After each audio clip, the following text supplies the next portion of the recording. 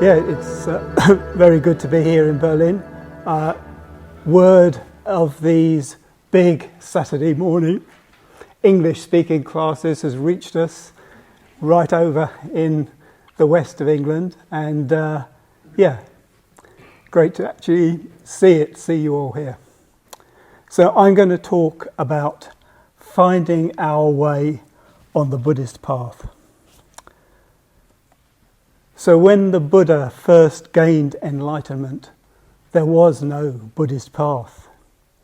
He'd opened up the trail and found his own way there. So now there was just him, dwelling in vast wisdom, compassion, freedom, joy. There'd been a profound shift in the very foundation of his being.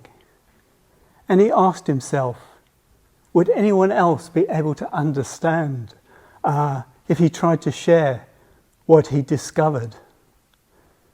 It could be just painful for them, not understanding what he had to say, and painful for him, not being able to communicate something so precious. So maybe it would be better not to teach. But then he scanned the world with his eye of vision, and he saw that there were some with but little dust in their eyes, some who were ready, some who would understand. So where to begin?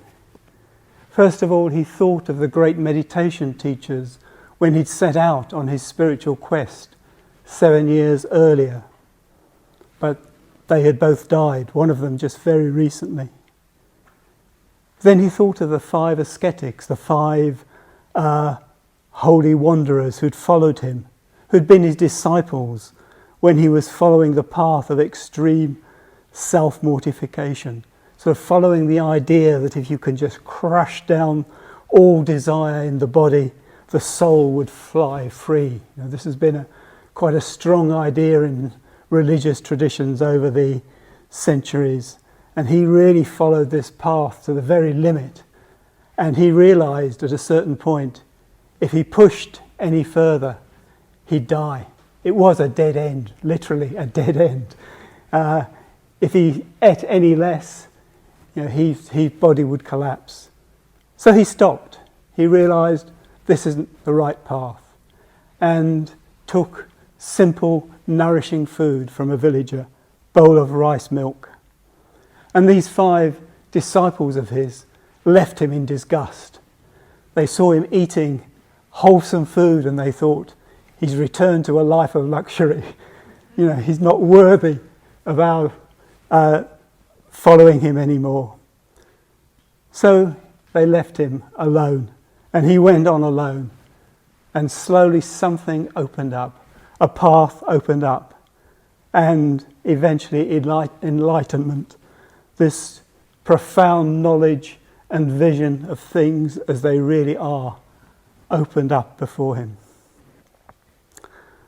So he set out and walked across northern India, days, probably a few weeks, to find those 5 in the deer park at Sarnath, near Varanasi, Benares. So there were no established teachings. Just this wanderer Gautama, not yet known as the Buddha. He's enlightened just a few weeks, and now he was reaching out to others from the depths of his wisdom and compassion, trying to find words that would lead beyond words, trying to help them awaken for themselves to the truth he discovered. So according to the tradition that we find in the Buddhist scriptures, one of his very first teachings was that of the 4 noble truths and the noble eightfold path. But actually I imagine these teachings didn't appear just like that in this lovely, neat way in which we can read about them today. I imagine rather an intense, engaged communication. The Buddha sitting with these other men, sometimes talking, sometimes in silence, just trying to find words, trying to find ways to reach through them, to undercut all their assumptions, all their ideas about the spiritual life, and open them up to a completely different way of being and seeing. And one by one, those 5 ascetics came to share in the Buddha's wisdom and compassion. And the Buddha went on to spend the remaining 45 years of his life. He was then 35. He died as an old man of 80. He spent the remaining 45 years of his life wandering and teaching whoever was ready to hear. He'd meet people from all walks of life and just respond to them, whoever they were, respond to them spontaneously from the depths of his wisdom and compassion. And these spontaneous, immediate teachings of the moment, these compassionate teachings of the day, of the moment, they were remembered and passed down in an oral tradition and then eventually written down after 500 years. So these immediate, spontaneous, very fresh, very vivid teachings of the moment, they became the scriptures of our present day. And some teachings were found to be especially effective and helpful, and they were expanded and developed by the Buddha himself and the disciples who came after him. But we always have to remember that these teachings always pass beyond themselves to this wordless vision and understanding. So gradually a path was laid out. And over time we see the teachings refreshed, renewed again and again as the Dharma, the way to enlightenment, was communicated in different cultures, in different times. And now, 2,500 years later, we're inheritors of the whole Buddhist tradition. We can see that there's many versions of the Buddhist path, many different approaches to the same goal. So, for a moment, just let's go back to India, but nearly 2,500 years after the Buddha. It's late 1948, early 1949. And a 23-year-old Englishman calling himself Dharmapriya, lover of the path, the teaching, together with his Bengali friend Satyapriya, lover of the truth. They'd given themselves these sort of holy names. They're living the life of homeless spiritual wanderers, and they're visiting a really remarkable holy man called Ram Dass. And one morning, one of Ram Dass's disciples asks him a question. Why, does he say, is that so many people set out on the path, yet so few seem to reach the goal? And these two very idealistic young seekers after truth, they're really listening very carefully to what Ram Dass has to say. And his answer is very clear and simple. Ram Dass says that people fail to make any real progress for 2 reasons. Firstly, because they've no clear idea of the goal they wish to reach, and secondly, because they've got no clear idea of how to get there. So, those of you who've been coming along here for a while may have guessed that a few months later this young Dharmapriya was to be ordained as a novice Buddhist monk and given the name Sangharakshita, and almost 20 years on he was to found what is now the Triratna Buddhist community that runs this Buddhist centre.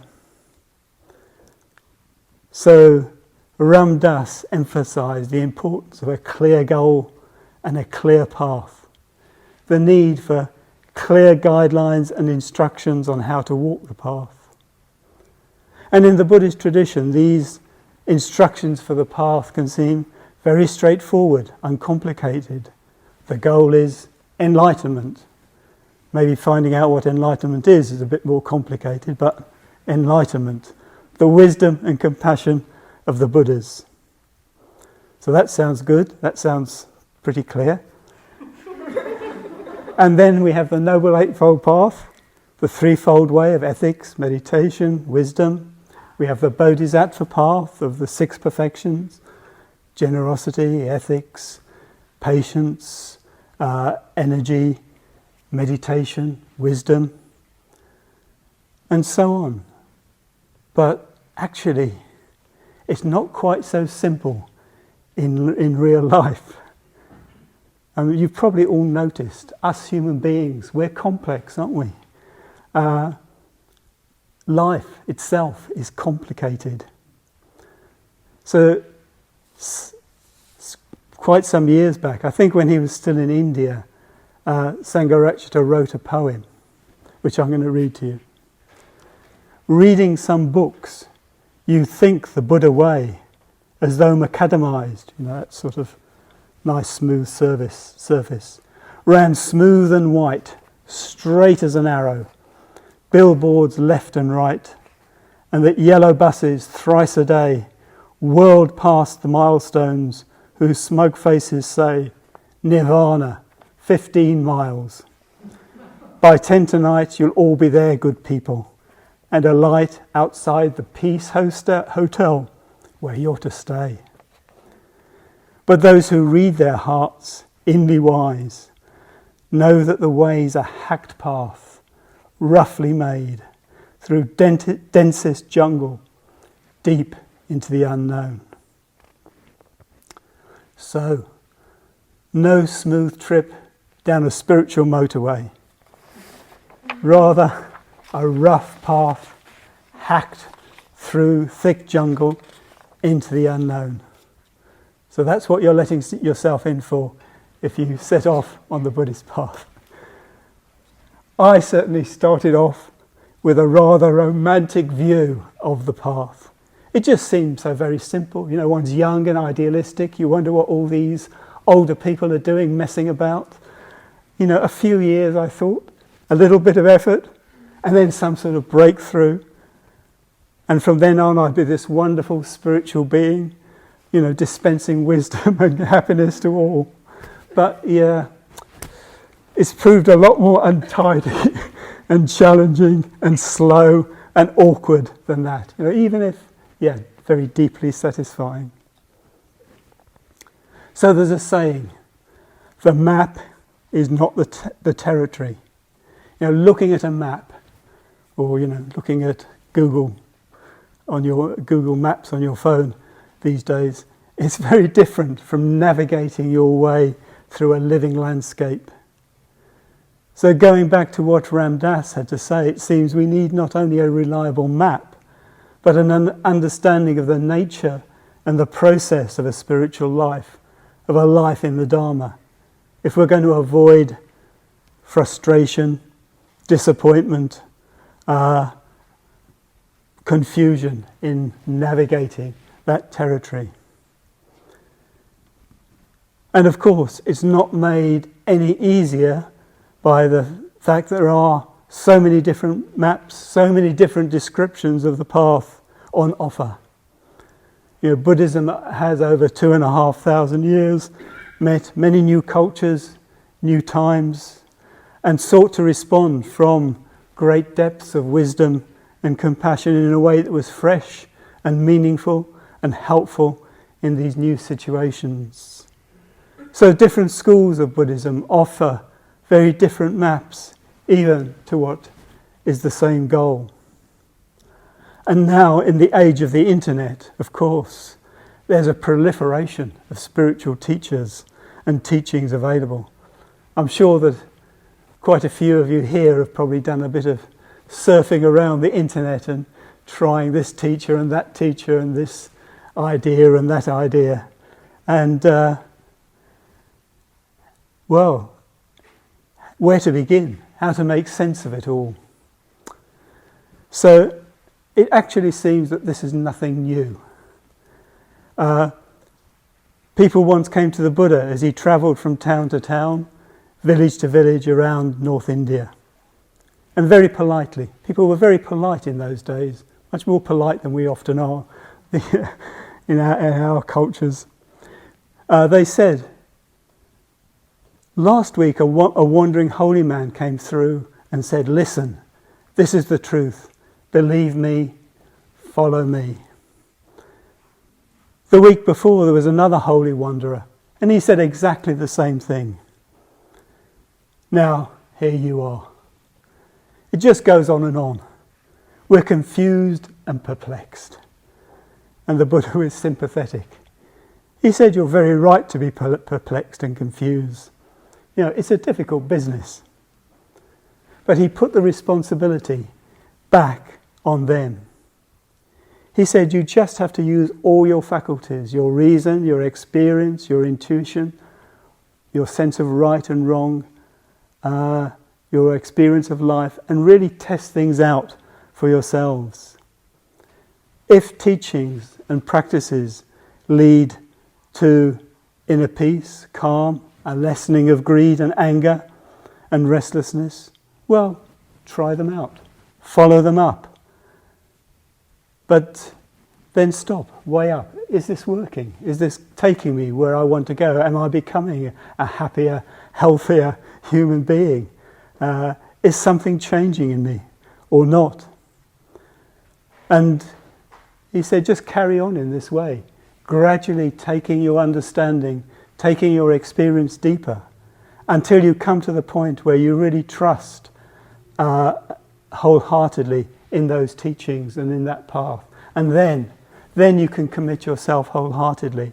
And it's only when you're able to make that wholehearted commitment that you're really able to step into the unknown, leave behind all those things you find security in, all those ideas and attitudes and feelings. Only then are you able to step beyond all that and really embark on the true spiritual path. So yes, in this talk I'm just going to try and continue to share a few things that I've found helpful myself on my own journey. So one key understanding for me has been that the person who sets out on the path will not be the person who reaches the goal. You know, I think when I gave that description of my rather romantic idea when I first set out, it was sort of very much me becoming something wonderful, but I was sort of adding on all this wonderful spiritual stuff to me. But it's not like that. The Buddhist path is a path of transformation. With every step we're changed. We leave behind old habits, old patterns, old attitudes, leave behind clinging so tightly to people, possessions, beliefs that we've found security in. And it's a progressive path, though one with many ups and downs. It needs patience, it needs continuity and consistency. You probably all know the fable, the story of the hare and the tortoise who decided to have a race. And the hare sped off, but then got distracted by this and that, and then fell asleep under a tree. And the tortoise just kept plodding on and won the race. And Sangharakshita once said that he thought he probably preferred those disciples who were more like tortoises than hares. With tortoises, you know where you stand. Hares can get inspired and excited and have lots of energy, but then they can also shoot off in all sorts of directions and you never know quite where they are. Whilst, you know, a good steady tortoise, if they're going in the wrong direction, you just pick them up, put them, and off they go. So he said he probably preferred working with students who were more like tortoises than hares, or at least students who appreciated the value of, you know, patient, steady application, rather than those who were just full of energy and inspiration, but just weren't really very grounded at all. So intensity can also be important. continuity, intensity. It's not that we need to be living, creating a sort of spiritual pressure cooker. When I was ordained, I went on the first of these long ordination retreats we now run. It was the very first one, and we all thought we were going to be stepping into a spiritual pressure cooker. Everything was going to sort of explode around us. But actually, it wasn't like that. We just did the things we usually do on retreats. We meditated, we studied, we went for walks. But then after about 2 or 3 weeks, it's like, what's happening? What's happening here? Just a quiet intensity built up just because we were on retreat, and we knew we were going to be on retreat for another 2.5 months. And so sometimes it's just this very simple simplifying our lives, just like going on retreat. I mean, to start with, even a weekend retreat can seem really intense. And as time goes on, though, we can just find how creating certain conditions just allows us to go steadily deeper and really begin to know ourselves and understanding teachings, just that much more deeply. Even sort of these very simple teachings, like the precepts, it's like, not to harm others, to cultivate kindness and so on. I found the process goes on that I think, I didn't understand this before, but now I understand it. And then maybe a few more months down the line, now I really understand it. I didn't understand it before, but now I do. And that just seems to go on. Sort of levels of understanding of the teachings and practices that unfolds as oneself, if you like. There's more of us present. There's more of us available to enter into the teachings, enter into the practices. And yes, along with this, there's this understanding that the spiritual process is an organic one of unfolding that can't be forced. Found very helpful is just the image of a flower opening. Now, it's no use, if you think, I want it to open, and you start forcing the petals open, you kill it. It's the same with the spiritual life. We have to actually find that sort of contact, that inner process of unfoldment, and sort of honour that, work with that, recognise you can't force things, but actually you can just steadily work with the conditions that allow something mysterious and profound to unfold from within us. And this path beyond self-clinging is a path of unselfishness, increasing unselfishness, of growth in kindness, open-handed, open-hearted generosity. Forgiveness comes more easily. Gratitude arises and wants to be expressed. One becomes more at ease with oneself and the world and other people. So these are reliable signs, I think, of actual progress. Not having wonderful visions, profound meditations. I mean, that's great if it happens. But I think the real measure is, am I kinder? Do I forgive more easily? Am I more generous? I think those are the real signs of spiritual progress. So just a couple more thoughts.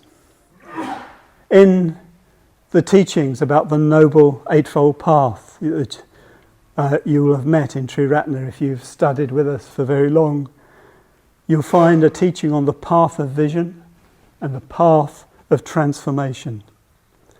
So the path of vision refers to those sort of intuitive glimpses, sometimes momentary, sometimes profound, that wake us up to another way of being and seeing.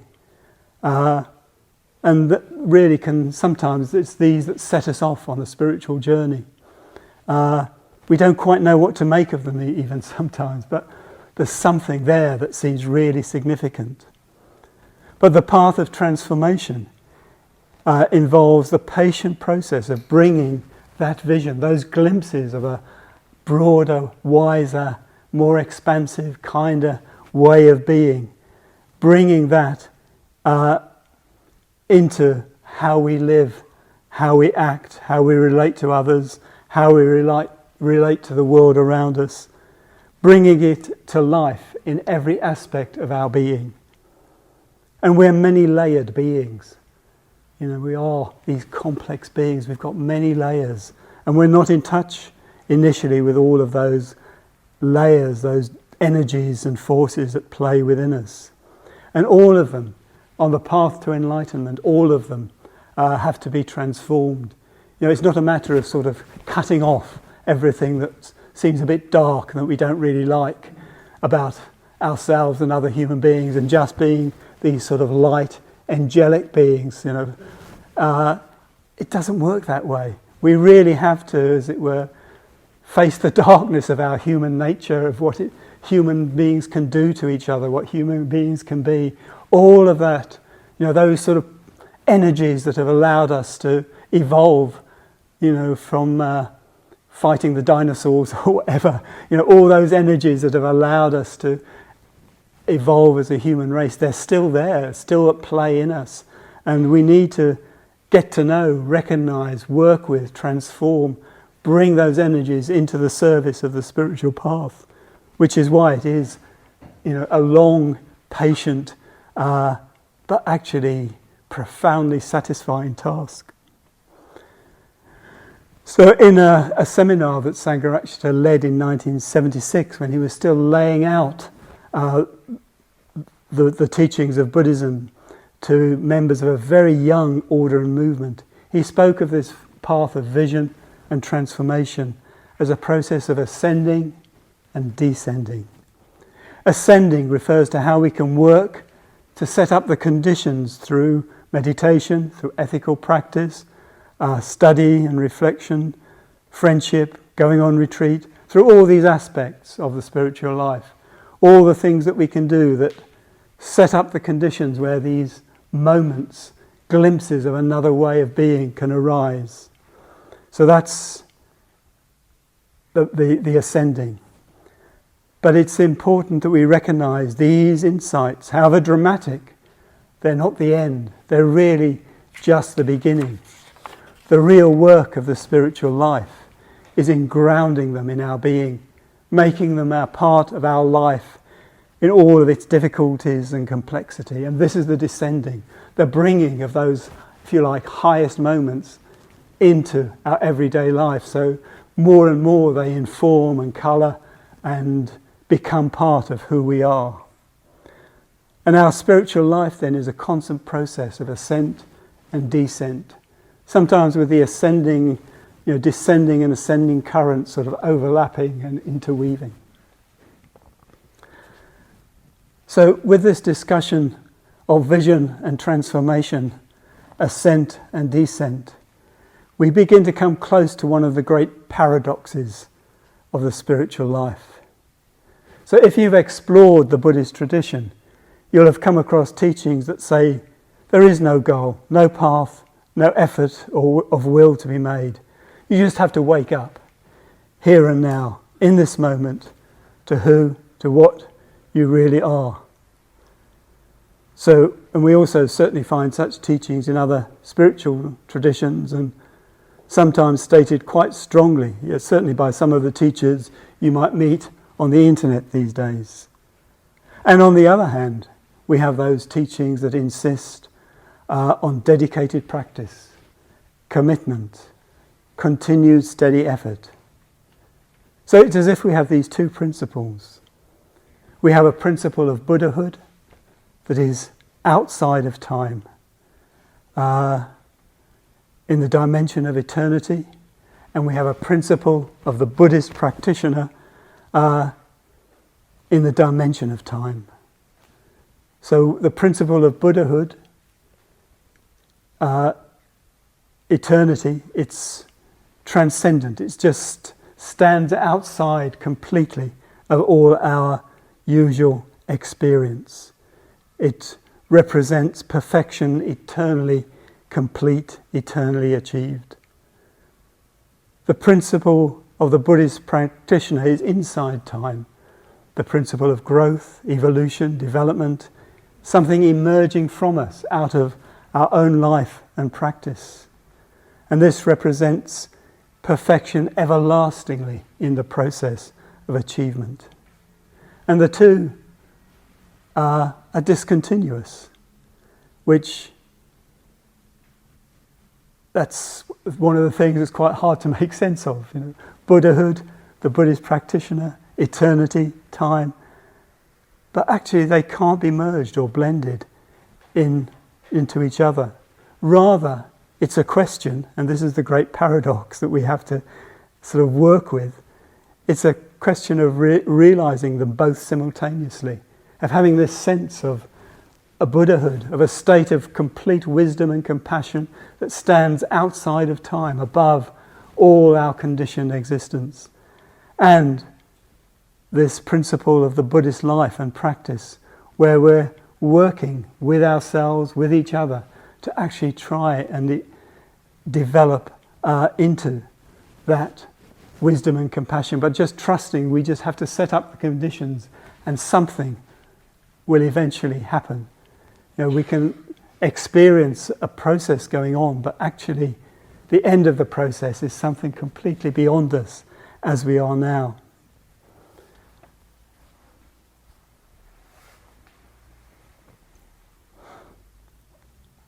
So, it's got very profound, hasn't it?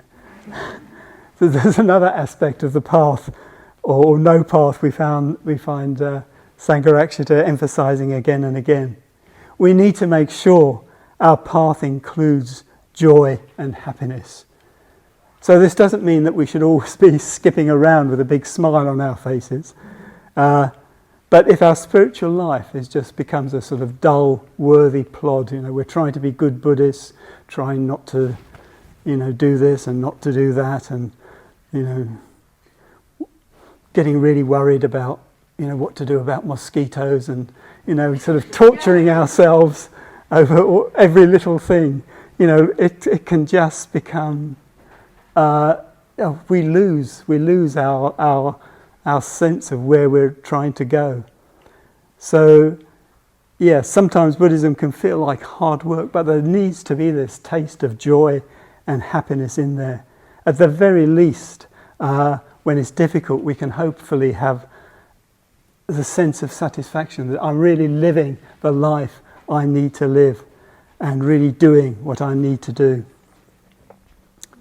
And probably at the heart of it all is something that we touch on with that meditation we did earlier with the Metta Bhavana, what in Buddhism we call Kalyana Mitrata, or spiritual friendship. So we can actually see the whole of the Buddhist tradition as a personal communication. It started with the Buddha engaging with those 5 ascetics, really trying to find a way to reach through to them and enable this sort of flow of a current of spiritual energy through them, and eventually through many other disciples, down over the centuries, through teacher and disciple, on, down to us. There's a story of how Ananda, the Buddha's younger cousin and his constant companion over the last 25 years of his life, once came to the Buddha wanting to share a wonderful new insight with him, saying, "It's wonderful, Lord, it's wonderful. Spiritual friendship, Kalyana Mitrata, it's half of the spiritual life." And the Buddha responds, "Say not so, Ananda, say not so." And poor Ananda, "Oh no, I've got it wrong again." But the Buddha carries on. It's the whole of the spiritual life. The whole of the spiritual life. So yes, this human connection on the basis of metta and understanding, it's a current, if you like, running through Buddhism, in which we try to keep alive. So how to find a spiritual friend? Well, again, we can all like to think we're a bit special, aren't we? More spiritually gifted than others. And, well, really only the best, the highest teacher will do for us. But in fact, all we really need to make progress is contact with someone a bit further along the path than us. Someone who can help us in understanding its twists and turns and ups and downs and joys and disappointments, and help us to see what we need to do next. And yes, Sangharakshita has really guided and encouraged us in establishing a whole network of Kalyana Mitrata, a whole network of friendship based on spiritual values and practice, where we can learn not just from our closest friends, from many who are on the same path, and where we can also start to offer help and encouragement to those, just coming along, just those less experienced than ourselves. So our spiritual friends can know us as we are in our day-to-day life, with all the sort of struggles and joys this human life brings. And to the extent they've absorbed the living spirit of the Dharma into their own way of being, they can help light up the way for us in our own particular life and circumstances. And it's not that they always have to be giving us advice and guidance. And it's not that we always have to be on the phone to them, sort of, what shall I do now? Often it's more that they can be more like mirrors in which we can see ourselves more clearly. Sometimes, it's just having someone we can talk to. They don't even need to say anything. Sometimes they don't even need to talk to them. Sometimes we just observe what they're doing and how they're responding to life. That's enough to tell us, what am I up to here? And talking things through with our spiritual friends can often means that we come to see ourselves. They don't have to tell us. Just being able to talk things through with someone we really trust, we can see for ourselves what the next step is. So a talk like this can't really replace spiritual friendship, Kalyana Mitrata, any more than reading lots of books or watching endless YouTube videos, but maybe it can at least offer something for you to think about and also to talk about with your friends, your spiritual friends and companions on the way. So I'm going to leave it there, I think. Do we want to have any questions?